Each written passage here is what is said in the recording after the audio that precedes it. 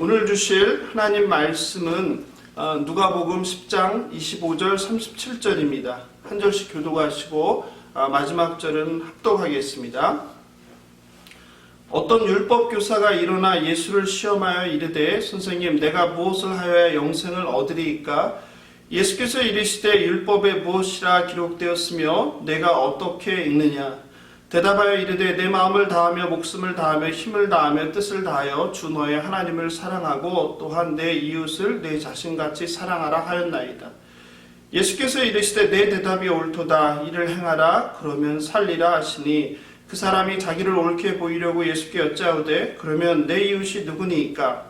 예수께서 대답하여 이르시되 어떤 사람이 예루살렘에서 여리고로 내려가다가 강도를 만나매 강도들이 그 옷을 벗기고 때려 거의 죽은 것을 버리고 갔더라. 마침 한 제사장이 그 길로 내려가다가 그를 보고 피하여 지나가고 또 이와 같이 한 레위인도 그곳에 이르러 그를 보고 피하여 지나가되 어떤 사마리아 사람은 여행하는 중 거기 이르러 그를 보고 불쌍히 여겨 가까이 가서 기름과 포도주를 그 상처에 붓고 싸매고 자기 짐승에 태워 주막으로 데리고 가서 돌보아 주니라. 그 이튿날 그가 주막 주인에게 데나리온 2를 내어주며 이르되 이 사람을 돌보아 주라. 비용이 더 들면 내가 돌아올 때에 갚으리라 하였으니 내 생각에는 이 세 사람 중에 누가 강도 만난 자의 이웃이 되겠느냐? 함께 읽겠습니다. 이르되 자비를 베푼 자니이다. 예수께서 이르시되 가서 너도 이와 같이 하라 하시니라. 아멘.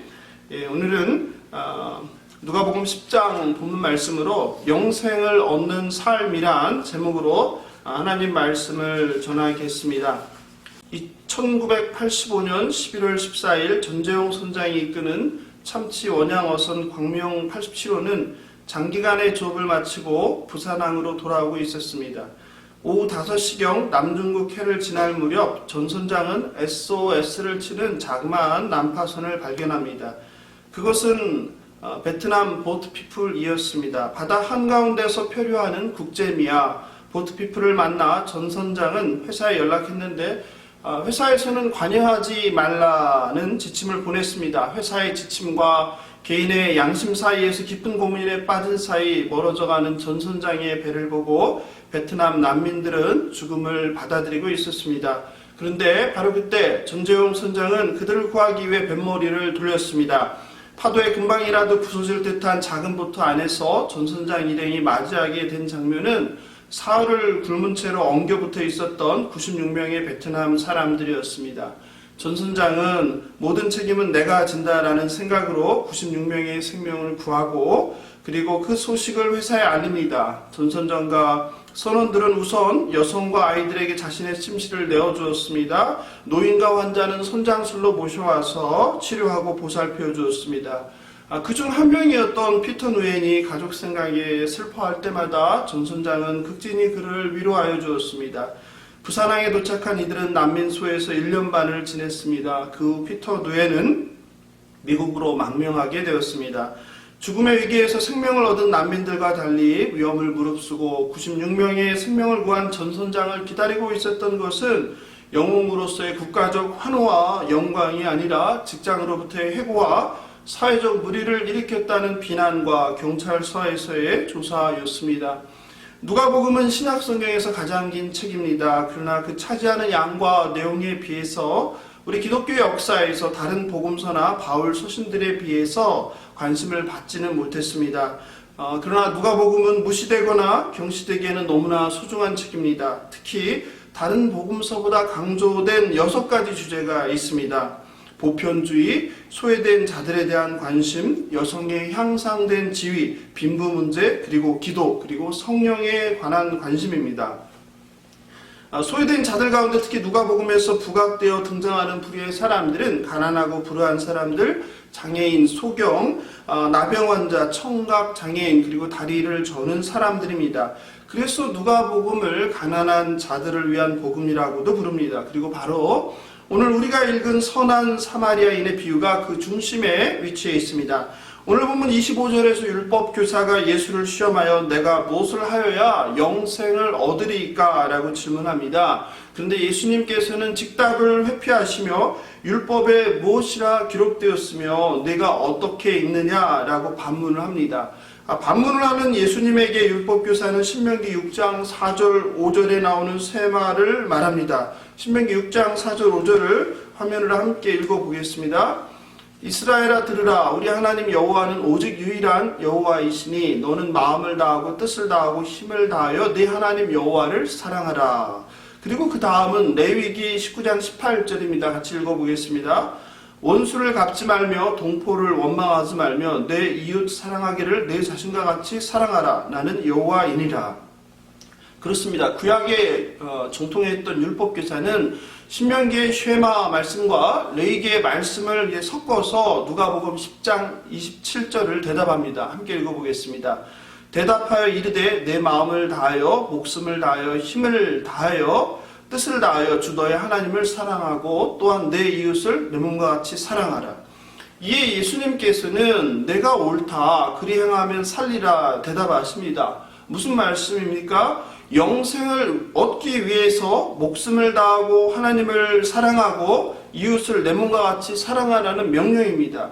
그리고 율법교사는 다시 예수님께 그렇다면 내 이웃이 누구입니까? 라며 예수님께서 말씀하신 그 이웃의 정의를 물었습니다. 율법교사는 자기 몸과 같이 사랑해야 하는 이웃이 누구인지를 확인해야만 했습니다. 그런데 예수님께서는 율법교사의 질문에 즉답을 회피하고 다소 엉뚱한 이야기를 꺼내십니다. 여리고로 내려가다 강도 만난 자와 사마리아인의 이야기 비유를 통해서 이웃이 누구인지를 우리에게 설명하면서 영생을 얻는 법을 우리에게 알려주십니다. 마침 지나가던 제사장이 피하여 갔습니다. 레위인도 보고 피하여 지나갔습니다. 제사장은 성전에서 제사를 담당하는 자들이고 레위인들은 성전에서 여러 종류의 봉사의 직무를 담당합니다. 이들은 부지불식간에 시체를 만졌을 경우 제의와 관련된 그들의 직무를 수행할 수 없었습니다.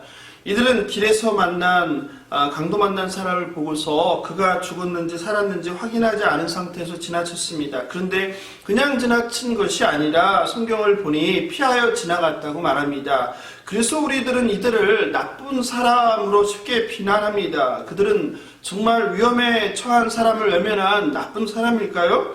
종교적 의무를 핑계 삼아서 이웃의 생명을 외면한 것일까요? 아니면 종교적 제사를 담당해야 하는 의무감에 행한 우선순위의 문제였을까요? 누가복음의 세계적인 신학자인 나렐버크 교수는 어쩌면 제사장은 구약 율법의 준수를 위해서 죽은 시체처럼 보이는 사람을 만질 때 생기는 불결함을 피하고자 그냥 지나쳐 갔는지도 모른다고 말했습니다. 레위기 21장에서는 제사장들이 죽은 자를 만짐으로 스스로를 더럽히지 말라고 명령합니다. 그런 면에서 그들은 강도 만난 자가 죽었다고 생각하고 하나님의 율법에 따른 행위였는지도 모릅니다. 또 우리가 고려해야 하는 것은 당시 여리고로 내려가는 길의 지리적 특성입니다. 사건이 일어난 장소는 예루살렘에서 여리고로 내려가는 길입니다. 그 길은 길이가 17마일 24km이고 예루살렘은 해발 640m 위에 위치해 있고 여리고는 해수면보다 낮은 해수면 아래 260m에 있습니다. 그러므로 높이로 계산하면 900m에 이르는 굉장히 가파른 내리막길입니다. 그 길은 험난하고 굴곡이 많았고 당시에 산적이 공격 채비를 하고 근처 언덕과 골짜기에 잠복해 있기도 하였습니다. 실제로 이 길은 수백 년 동안 피해 길로 불리기도 하였습니다. 강도들은 부근에 있는 동굴에 숨어 있다가 지나가는 사람들을 공격하고 옷을 벗기고 때려서 거의 반은 죽여서 길에 버리고 가기도 하였습니다. 이렇게 제사장들이 자신의 책임에 대한 율법을 지키려고 했다는 것과 여리고로 내려가는 길의 지리적 특성과 상황을 고려한다면 일방적으로 제사장과 레위인을 나쁜 사람들, 비인간적인 사람의 대명사로 몰아붙이는 것은 그들 입장에서는 억울할 수도 있을 것 같습니다. 어쩌면 성전 관리를 하는 제사장과 레위인은 시신에 접촉하여 오염에 물들지 않도록 주의해야 했고 하나님의 사랑의 율법의 순종과 성결의 보존 그리고 사람의 생사와 기란 사이에 갈등하다 율법의 제사가 더 중요하다는 습관적인 선택을 했는지도 모릅니다. 그들과 똑같은 상황에 직면하지 않고 비유에 나오는 제사장이나 레위인을 일방적으로 비난할 만한 자격이 우리에게는 없을지도 모르겠습니다. 그리고 이번에는 사마리아인이 등장합니다. 그렇다면 사마리아인은 누구입니까? 사마리아인과 유대인은 적대관계입니다. 유대인들은 이방인들의 피가 섞인 사마리아인들을 이방인으로 간주하였고 상종하지 않았고 그들을 멸시천대하였습니다. 혼혈적인 사마리아인이 여리고로 내려가는 그 장소를 지나갑니다. 그런데 사마리아인은 강도 만난 자를 보고 그냥 지나치지 않고 다가갑니다. 그가 살아있음을 보고 불쌍히 여겨서 기름과 포도주를 그 상처에 붓고 싸매고 그를 자기 짐승에 태워 주막으로 데려와 돌봐주었습니다. 그런데 사마리아인의 도움은 거기서 끝나지 않았습니다. 그는 이튿날 데나리온 둘을 주막 주인에게 주며 돌봐주라고 부탁까지 하였습니다. 강도 만난 자를 지나치지 않고 다가와 생사를 확인해 준 것도 고마운 일이고 그를 안전한 곳으로 데려와 돌봐주고 치료해 준 것도 고마운데 숙소 주인에게 돈까지 더 주면서 보살펴 달라고 요청합니다. 우리들은 어떻습니까? 보통 누군가를 한번 일회성으로 도와주고 할 일을 다 했다고 생각할 때가 많습니다. 그런데 본문에 나오는 사마리아인은 전혀 다릅니다. 이런 사마리아인의 모습을 통해 우리가 강도 만난 자를 돕는 법을 생각해 보게 됩니다. 곤경에 처한 사람들을 도울 때 첫 번째 어떻게 도울 것인가, 두 번째 어느 정도까지 도울 것인가, 그리고 세 번째 언제까지 도와주어야 하는지를 다시 생각해 보게 됩니다.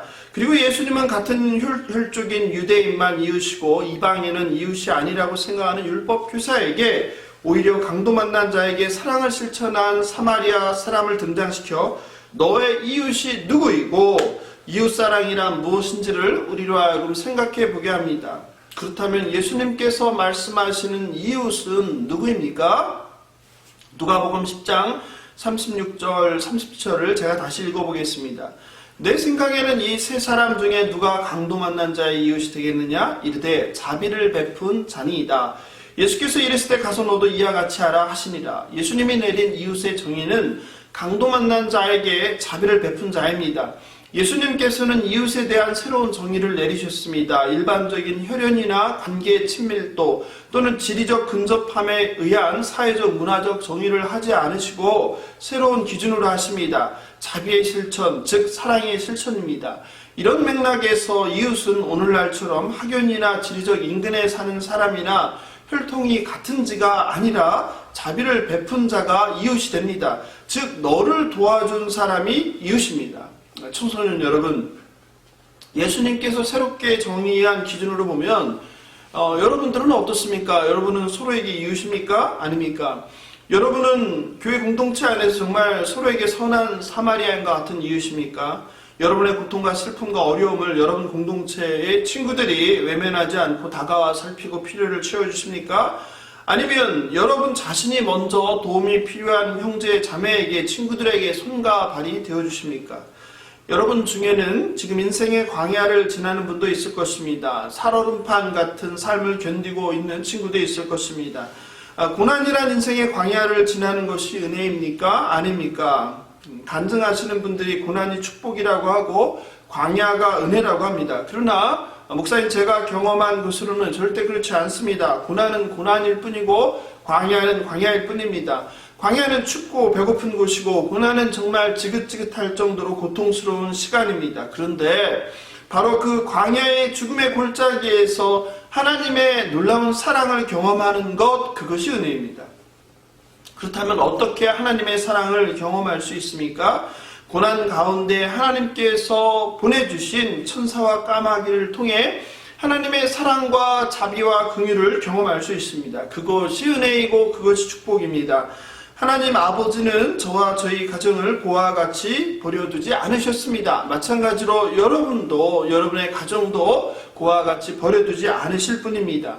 광야가 은혜가 아닙니다. 고난이 축복이 아닙니다. 광야에서 만난, 고난 가운데 만난 하나님의 그 사랑이 은혜이고 축복입니다. 지금 여러분 가운데 고난을 겪고 있는, 광야를 겪고 있는 친구가 있다면 이런 하나님께서 보내주신 까마귀를 통해서, 천사를 통해서 하나님의 사랑을 경험할 수 있길 예수님의 이름으로 축복합니다. 그렇다면 우리는 어떻게 강도 만난 자의 선한 이웃이 될 수 있을까요? 33절과 34절을 보면 동사들이 눈에 띕니다. 이르러, 보고, 측은한 마음이 들어서 라고 합니다.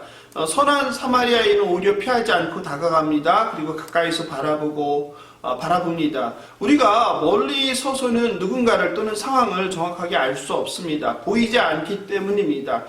그런데 사람들은 정확히 알지 못하면서 그냥 멀찌감치 떨어져서 이런 말 저런 말 비난합니다. 판단합니다. 손가락질을 하기도 합니다. 정확히 우리가 사람이나 상태를, 상황을 알기 위해서는 가까이 다가가는 것이 첫 단계입니다. 강도 만난 자들을 직접 눈으로 보고 손으로 만지고 귀로 들어야 마음이 생깁니다. 긍휼의 마음이 생깁니다. 다가가지도 않고 보지도 않고 듣지도 않았는데 긍휼의 마음이 생길 리 없습니다. 다가가야 상처가 보입니다. 그래야 상처를 싸매줄 수 있습니다. 그리고 자기 짐승에 태웁니다. 그런데 놀라운 것은 예수님께서는 그냥 짐승에 태우는 것이 아니라 자기 짐승에 태운다고 합니다. 무슨 뜻입니까? 희생입니다. 환자를, 강도 만난 자를 태우면 내가 나귀에 타지 못한다는 것을, 내 짐승에 타지 못한다는 것을 뜻합니다. 그렇습니다. 선한 이웃은 단지 돕는 것이 아니라 자기를 희생하는 것을 의미합니다. 안타깝게도 교회 공동체 안에도 어려운 지체들이 많습니다. 많은 경우 우리는 오늘 본문의 레위인이나 제사장같이 행할 때가 많은 것 같습니다. 고통을 겪는 이야기를 듣고 다음과 같이 대답합니다. 안 됐다. 힘들어서 어떡하면 좋아. 밥은 먹니? 옷은 입니? 잠은 어디서 자니? 하나님께서 도와주길 기도할게. 이게 전부입니다. 어떻습니까? 그렇지 않습니까? 이것이 사랑의 실천 없는 우리의 본 모습입니다. 상대방은 고통으로 피를 흘립니다. 당장 치료가 필요합니다. 상대방은 굶어서 아사 직전입니다. 빵이 필요합니다. 그런데 우리는 필요한 빵을 주지 않고 필요한 치료를 해주지 않고 그냥 하나님께 기도할게 라고 말하곤 합니다. 제가 몇 해 전에 발목을 도로에서 겹질러서 다쳤습니다. 그래서 병원에 가서 깁스를 해야 하는데 돈 몇만 원이 없어서 갈 수 없었습니다.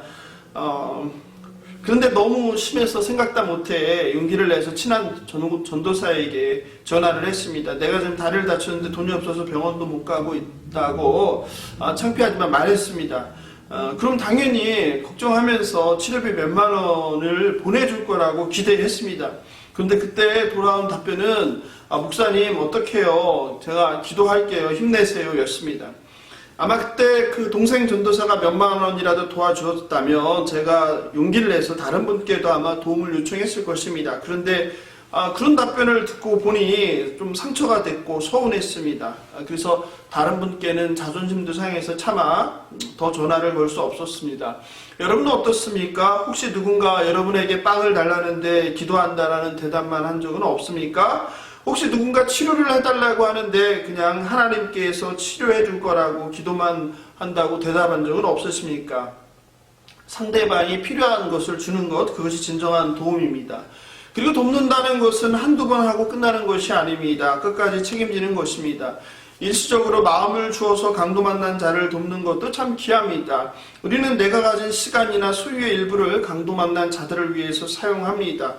성경의 선한 사마리아인은 이만저만 피해를 본 것이 아닙니다. 자신의 계획이 모두 틀어졌습니다. 자신의 일정이 모두 어긋났습니다. 시간은 지체되었고 돈은 돈대로 쓰고 힘은 힘대로 씁니다. 그리고 자신을 위험에 노출시켰습니다. 바로 강도 만난 자를 돕는다는 것은 내가 쓰고 남는 것으로 여유 있는 것으로 하는 것이 아닙니다. 나의 일상의 삶의 불편과 지장과 손해를 감수하는 것입니다. 가던 길을 멈춰야 합니다. 때로는 돌아가야 합니다. 예수님께서는 강도 만난 자를 돕는 것은 자기 자신을 위험에 던지고 자신을 희생하고 끝까지 책임지는 거라고 오늘 본문을 통해서 우리에게 말하고 있습니다. 강도 만난 자에게 다가가 그들의 어려움, 아픔, 필요를 보고 듣고 그리고 만지고 실제로 사랑을 실천하는 저와 여러분 되길 예수님의 이름으로 축복하며 기도합니다. 이제 다시 오늘 설교에서 처음에 말씀드린 96명의 베트남 보트피플을 구한 전선장과 피터 누엔의 이야기로 돌아갑니다. 피터 누엔은 전선장의 기억만 간직한 채 미국으로 건너가 간호사가 되었습니다. 미국으로 건너온 가족과 안정적인 생활을 누릴 무렵 그는 잊고 살았던 평생의 은인 전선장을 찾기 시작합니다. 그리고 17년이란 세월이 흘렀습니다. 무려 17년 동안 수소문한 끝에 연락이 닿게 된 전재용 선장. 그 선장의 첫 대답을 받은 순간 감격과 또 그리고 놀라게 되었습니다. 편지에는 뜻밖의 내용이 있었기 때문입니다. 부산항에 도착한 즉시 전 선장은 회사로부터 해고 통지를 받았으며 난민 구출 이후로 당국에 불려가 조사까지 받았습니다. 여러 선박회사에 이력서를 넣었으나 한 군데에도 연락을 못 받았던 그는 그 후 고향인 통영으로 내려와 양식업을 하며 생계를 유지하며 살았습니다. 그리고 전 선장 편지의 마지막 내용은 더욱 놀라운 내용이었습니다. 보트피플을 구조할 때 저의 미래와 경력까지 희생해야 한다는 걸 알고 있었습니다. 지금까지 저는 96명의 생명을 살린 저의 선택을 한 번도 후회한 적이 없습니다. 그리고 2004년 드디어 두 사람의 극적인 만남이 이루어졌습니다. 피터 누에인과 그리고 수많은 베트남 난민들 그리고 취재진이 전 선장을 LA 공항에서 기다리고 있었습니다. 2004년 8월 8일 LA 공항. 19년 만에 두 사람 전 선장과 피터 누에인은 극적으로 만납니다. 사랑합니다. 미국으로 이렇게 와주셔서 감사합니다. 19년이 되었네요. 난민들은 그날 25척의 배로부터 외면을 당했습니다. 26번째였던 전 선장의 광명 87호에 구조를 받게 된 것입니다. 25명의 제사장과 레위인들이 보트피플을 피하여 지나가고 26번째 선한 사마리아인 전재용 선장을 만나게 된 것입니다. 전 선장은 자신의 인생과 미래를 희생하며 96명의 강도 만난 고귀한 생명을 구할 수 있었던 것입니다. 이 시대 이 땅에서 강도 만나 피를 흘리며 쓰러져 있는 사람들이 많습니다. 그들은 아마 꿈을 향해 최선을 다하며 어른 세대가 시키는 대로 순종하며 살아온 청년들일 것입니다. 연애, 결혼, 출산을 포기한다는 삼포 세대, 그리고 내 집 마련과 인간관계까지 포기한다는 오포 세대, 최근에는 꿈과 희망까지 포기한 칠포 세대라고 불리는 이 땅의 청년들이 강도 만난 자일지 모르겠습니다. 또 다른 강도 만난 사람은 물질 만능 사회 이면에 절대 빈곤에 놓여 삶의 소망을 잃고 자살 직전에 처한 가난하고 소외된 이웃들입니다. 2014년 2월 송파구에 사는 세모녀가 큰딸의 만성질환과 어머니의 실직으로 인한 생활고에 시달리다가 정말 죄송합니다라는 메모와 함께 갖고 있던 전 재산인 현금 70만 원을 월세와 공과금으로 놔두고 번개탄을 피워 자살한 송파 세모녀 자살 사건이 있었습니다. 그런데 이 사건이 사회적으로 상당히 관심과 그리고 화제를 불러일으켰지만 이런 사건이 지금도 계속되고 있습니다. 지난해 5월 5일 어린이날에는 한 가족의 가장이 다른 가족들과 함께 자살을 감행하였습니다. 렌터카를 빌렸고 차 안에서 불을 피움으로 어린아이들을 부부가 하나씩 가슴에 품에 안고 자살을 시행하였습니다. 어린이날 갓난 어린아이 둘과 함께 자살을 선택해야만 했던 30대 젊은 부부의 사건이었습니다. 얼마나 힘들었을까? 얼마나 힘이 들었으면 혼자도 아니고 일가족이 자살을 결심했을까?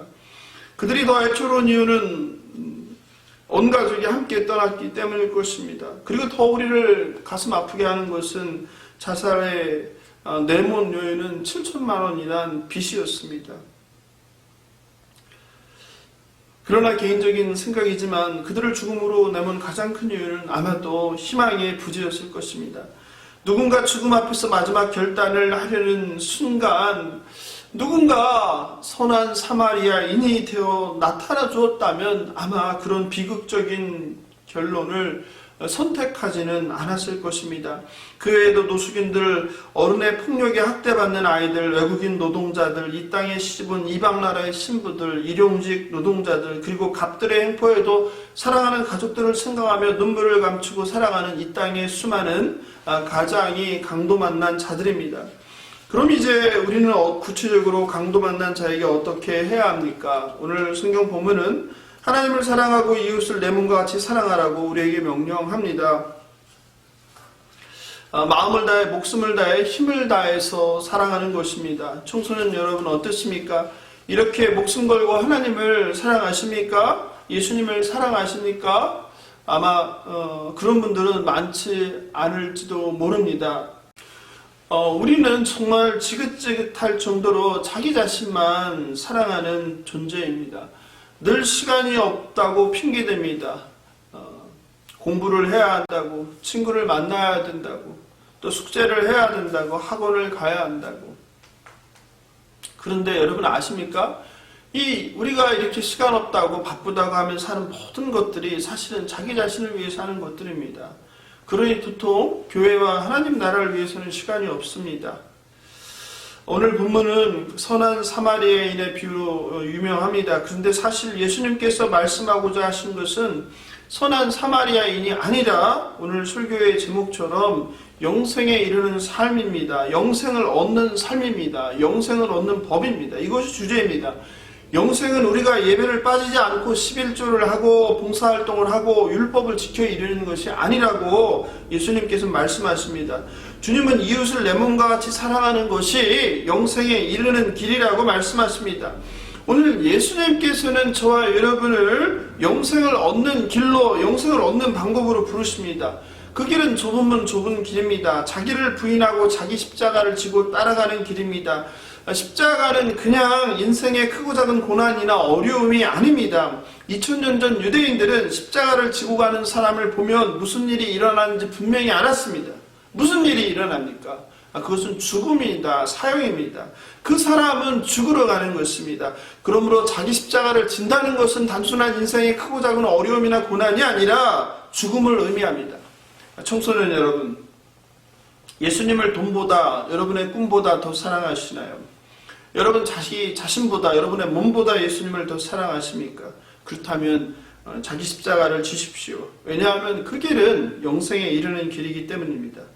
요한일서 3장 16절은 그가, 예수님이 우리를 위하여 목숨을 버리셨으니 우리가 이로써 사랑을 알고 우리가 형제들을 위하여 목숨을 버리는 것이 마땅하니라. 아멘 말씀하셨습니다. 우리들은 요한복음 3장 16절을 좋아하고 믿고 사랑하고 암송합니다. 하나님이 세상을 이처럼 사랑하사 독생자를 주셨으니 이는 그를 믿는 자마다 멸망하지 않고 영생을 얻게 하려 하심이라. 아멘.